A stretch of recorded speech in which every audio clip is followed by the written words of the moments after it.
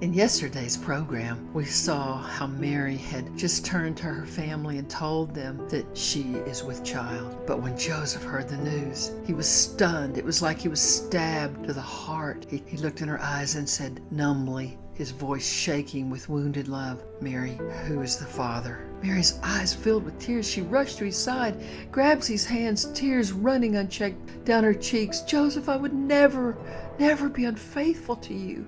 You're the only man I've ever loved. Please believe me, my darling. This baby is from the Holy Spirit." We watched as Joseph jerks his hands loose and turns toward the door. "You expect me to believe that? What kind of fool do you take me for?" Charging out the door, he slams it behind him. He runs out into the night, blinded by tears and rage, stumbling, falling, gasping, and screaming like a madman. Mary plunges her face into her hands and sobs. She finally looks up at her father and asks softly, "You believe me, don't you, Papa? Mama?" She waits for an answer, but none comes. They simply hold each other, looking down at the floor as her mother quietly weeps.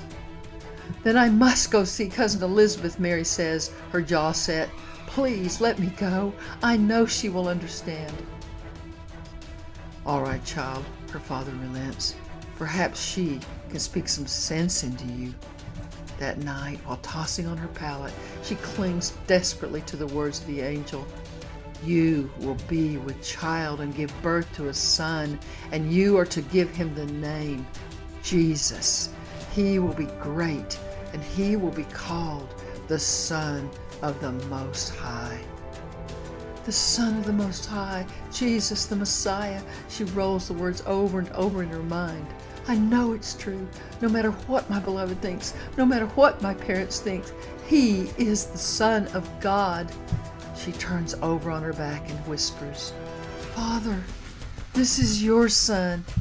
Thank you for the great privilege of carrying the Messiah in my womb. Please give me the strength to bear the pain that I must endure for your son.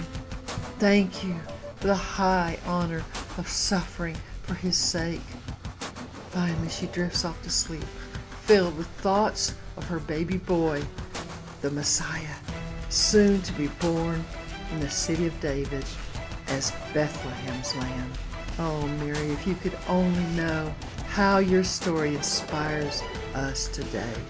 You not only suffered persecution for being pregnant with the Messiah, but like the son you carry, you are despised and rejected by those you love the most. Just a teenage Jewish girl, yet so strong and so committed to the high calling of God in your life. I pray that we too will draw strength from Mary's courage.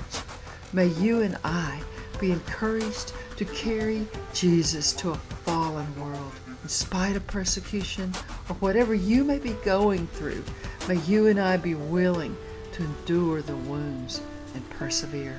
For it's not about avoiding a wounded life. It's about avoiding a wasted life. May we choose to live our whole lives to bring Jesus the reward he deserves for giving his life for us. May we devote our lives to telling others, especially those we love, and especially this year at Christmas. Let's tell them about the glory and the wonder of Bethlehem's Lamb.